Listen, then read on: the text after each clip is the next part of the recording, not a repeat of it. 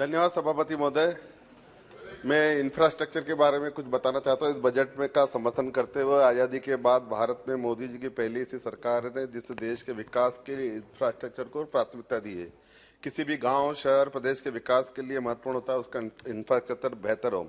इस बजट में 10 लाख करोड़ का कैपिटल इन्वेस्टमेंट रखा गया माननीय सभापति महोदय, और कैपिटल इन्वेस्टमेंट का री इन्वेस्टमेंट अगर हम देखें तो उसका प्रभाव 2.5 गुना पड़ता है। अर्थात 10 लाख करोड़ का सरकार का कैपिटल इन्वेस्टमेंट आने वाले समय में 25 लाख करोड़ का होगा। ये है मोदी जी की सोच। माननीय सभापति महोदय, कैपिटल खर्च की बात करें तो राज्यों को 50 वर्ष की अवधि के लिए ब्याज मुक्त लोन दिया जा रहा है। मोदी सरकार राज्य में किसी भी पार्टी की सरकार हो, बिना भेदभाव के सबका साथ सबका विकास के मूल मंत्र के साथ काम कर रही है। माननीय सभापति महोदय, अगर कल्चरल इंफ्रास्ट्रक्चर की बात करें तो मोदी सरकार ने न केवल काशी विश्वनाथ कॉरिडोर बनाया बल्कि उज्जैन में महाकाल लोक का निर्माण किया, केदारनाथ में मंदिर का विकास किया।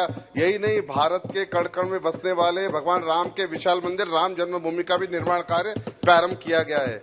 यदि हम बात करें मेडिकल इंफ्रास्ट्रक्चर की बात करें तो सरकार ने हर राज्य में एम्स हॉस्पिटल की भी स्थापना की है। यही नहीं, हर जिले में मेडिकल अस्पताल और हर जिले में मेडिकल कॉलेज, और इसके साथ साथ इस बजट में हर जिले में नर्सिंग कॉलेज खोलने की बात कही गई है और मेडिकल कॉलेज की सीटें भी बढ़ाई गई है। अगर फार्मा इंफ्रास्ट्रक्चर की हम बात करें तो जहां पहले विदेशों से हम दवाई मंगाते थे, छोटी छोटी दवाइयां, आज ये स्थिति हो गई कि हम दूसरे देशों में एक्सपोर्ट कर रहे हैं। यह है माध्यम मोदी सरकार का बजट। यही नहीं, मेडिकल इंफ्रास्ट्रक्चर की बात करें तो मेडिकल इंफ्रास्ट्रक्चर में जो इक्विपमेंट लगते हैं, पहले हम अन्य देशों पर निर्भर किया हुआ करते थे, लेकिन माननीय प्रधानमंत्री मोदी जी के नेतृत्व में इंफ्रास्ट्रक्चर में इतनी है कि हम अब इक्विपमेंट खुद बनाते हैं और इसको एक्सपोर्ट भी करते हैं। दूसरा, इस बजट में यूनिटी मॉल का प्रावधान किया गया है। हर राज्य की अपनी वस्तुएं हैं और खास करके शिल्पकारों को बिक्री के लिए एक अच्छी सुविधा हर राज्य को दी गई है, उसके लिए मैं स्वागत करता हूं। सभापति महोदय, स्वच्छता की बात करें, अगर एक समय था जब लाल किले से माननीय प्रधानमंत्री जी ने स्वच्छता की बात की थी तो हमारे विपक्षी लोग हंस रहे थे। मैं इंदौर से आता हूं और उस समय मैं भाई पार्षद के रूप में काम करता था। मैंने इंदौर का उदाहरण बता रहा हूं। इंदौर में सभी पूरे गली मोहल्ले में कचरा फैला करता था, जानवर उस कचरे के ढेर के आसपास हुआ करते थे। लेकिन माननीय प्रधानमंत्री जी के आह्वान के बाद हमारे सभी जनप्रतिनिधि, हमारे अधिकारी, हमारे कर्मचारी और इंदौर की देवतुल्य जनता ने मिलकर लगातार 6 बार cleanest city of the India का अवार्ड माननीय मोदी जी के आह्वान पर दिया। पूरे विश्व में इंदौर का नाम इज्जत और गर्व के साथ लिया जाता है। इसका श्रेय माननीय प्रधानमंत्री जी के विचार, आह्वान और हमारे देवतुल्य इंदौर की जनता को जाता है। माननीय सभापति महोदय, इस स्वच्छता के कारण जो एक सर्वे आया था कि इंदौर में बीमारियां कम हुई है, दवाइयों की बिक्री कम हुई है। यही नहीं, कचरे से कंचन का जो माननीय प्रधानमंत्री जी का आह्वान था, गोबर धन के माध्यम से सीएनजी का उत्पादन एशिया का सबसे बड़ा प्लांट हमारे इंदौर में ही लगा है। इससे और इसके साथ कार्बन क्रेडिट जो है उससे 10 करोड़ रुपए हम इंदौर नगर निगम कमा रहे हैं। पोल्यूशन कम हुआ, एयर क्वालिटी अच्छी हुई है। यही नहीं, माननीय प्रधानमंत्री जी के ग्रीन एनर्जी के उसमें ग्रीन म्युनिसिपल बॉन्ड आने वाले दिनों में नगर निगम लॉन्च करिए, जो देश का पहला नगर निगम होगा।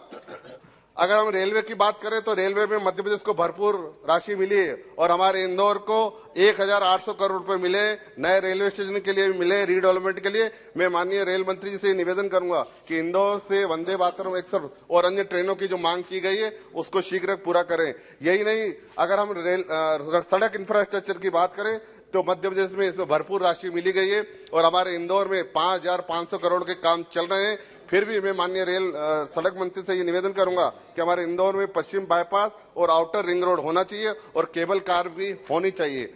एयरपोर्ट की बात करें, आजादी के बाद 70 में जितने एयरपोर्ट नहीं बने उतने 9 वर्षों में बने और 50 एयरपोर्ट का इस बजट में प्रावधान किया गया है। माननीय प्रधानमंत्री जी का आह्वान है, हवाई चप्पल पहनने वाला व्यक्ति भी हवाई जहाज में घूमना चाहिए। वो आह्वान जो है हम देख रहे हैं कि हमारे गांव के लोग भी आजकल हवाई जहाज में घूम रहे हैं। मैं एयरपोर्ट के लिए माननीय मंत्री जी से निवेदन करूंगा कि इंदौर में इंटरनेशनल फ्लाइट तो उड़ती है लेकिन इंटरनेशनल एयरपोर्ट भी बनना चाहिए। और अंत में मैं मां अहिल्या की नगरी से आता हूं। एक अंत में मैं मां अहिल्या की नगरी से आता हूं। जिस प्रकार हर समय माता अहिल्या के शासन में कोई भूखा नहीं सोता था, उसी प्रकार कोविड में भी माननीय प्रधानमंत्री जी के नेतृत्व में देश में कोई भूखा न सोया। मां अहिल्या हमेशा गरीब, वंचित, शोषित का उत्थान करती थी। उसी प्रकार माननीय मोदी जी भी उसी प्रकार उत्थान कर रहे हैं। कर्म ही जिसकी पूजा है, ऐसे प्रधानमंत्री के नेतृत्व में अमृतकाल के आने वाले